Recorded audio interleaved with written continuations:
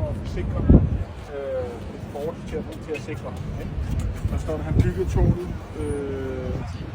inden for den eksisterende romerske bymur til at hjælpe det mod angreb udefra. Det bygger her på den vision her.